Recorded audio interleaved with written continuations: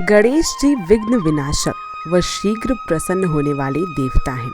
अगर कोई सच्चे मन से गणेश जी की वंदना करता है तो गौरी नंदन तुरंत प्रसन्न होकर उसे आशीर्वाद प्रदान करते हैं।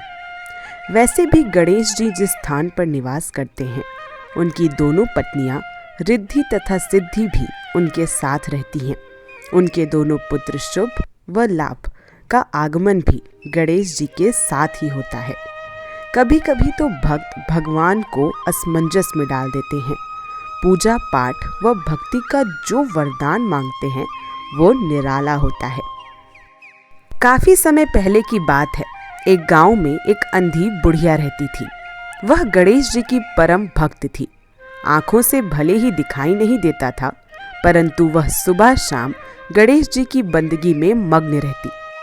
नित्य गणेश जी की प्रतिमा के आगे बैठकर उनकी स्तुति करती, भजन गाती व समाधि में लीन रहती। गणेश जी बुढ़िया की भक्ति से बड़े प्रसन्न हुए। उन्होंने सोचा, ये बुढ़िया नित्य हमारा स्मरण करती है, परंतु बदले में कभी कुछ नहीं मांगती, इसलिए भक्ति का फल तो उसे मिलना ही चाहिए। ऐसा सोचकर गणेश जी एक दिन बुढ़िया के सम्मुख प्रकट हुए तथा बोले, माई, तुम हमारी सच्ची भक्त हो। जिस श्रद्धा व विश्वास से तुम हमारा स्मरण करती हो, हम उससे प्रसन्न हैं। अतः तुम जो वरदान चाहो हमसे मांग सकती हो। बुढ़िया बोली, प्रभु, मैं तो आपकी भक्ति प्रेम भाव से करती हूँ। मांगने का तो मैंने कभी सोचा ही नहीं, अतः मुझे कुछ नहीं चाहिए। गणेश जी पुनः बोले, हम वरदान देने के लिए आए हैं। बुढ़िया बोली, हे सर्वेश्वर, मुझे मांगना तो नहीं आता। अगर आप कहें तो मैं कल मांग लूंगी। तब तक मैं अपने बेटे व बहू से भी सलाह मशवरा कर लूंगी। गणेश जी कल आने का वादा करके वापस लौट गए। बुढ़िया का एक पुत्र व बहू थे। बुढ़िया ने सारी बात उन्हें बताकर सलाह मांगी। बेटा बोला, माँ, तुम गणेश जी से ढेर सारा पैसा मांग लो, हमारी गरीबी दूर हो जाएगी और हम सब सुख चैन से रहेंगे। तभी बुढ़िया की बहू बोली, नहीं माँ, आप एक सुंदर से पोते का वरदान मांगे। वंश को आगे बढ़ाने वाला भी तो चाहिए।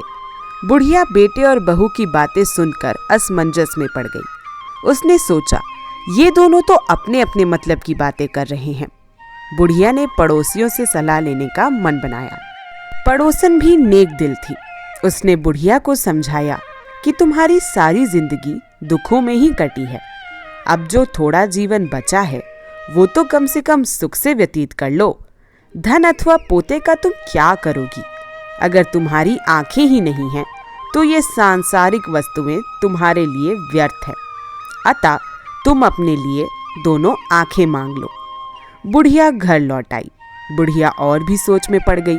उसने सोचा, कुछ ऐसा मांग लूं जिससे मेरा, मेरी बहू और बेटे सबका भला हो जाए। लेकिन ऐसा कैसे हो सकता है और ये क्या हो सकता है जिससे हम तीनों का भला हो सके? इसी असमंजस में उसका सारा दिन व्यतीत हो गया। बुढ़िया कभी कुछ मांगने का मन बनाती तो कभी कुछ, परंतु कुछ भी निर्धारित ना कर सकी। दूसरे दिन गणेश जी पुनः प्रकट हुए तथा बोले, आप जो भी मांगेंगी वो हमारी कृपा से हो जाएगा, ये हमारा वचन है। गणेश जी के पावन वचन सुनकर बुढ़िया बोली, हे गजराज, यदि आप मुझसे प्रसन्न हैं तो कृपा कर मुझे मन इच्छित वरदान दीजिए। मैं अपने पोते को सोने के ग्लास में दूध पीते देखना चाहती हूँ। बुढ़िया की बातें सुनकर गणेश जी उसकी सादगी व सरलता पर मुस्कुरा दिए। बोले, तुमने तो मुझे ठग ही लिया है। मैंने तुम्हें एक वरदान मांगने के लिए बोला था, परंतु तुमने तो एक वरदान में ही सब कुछ मांग लिया।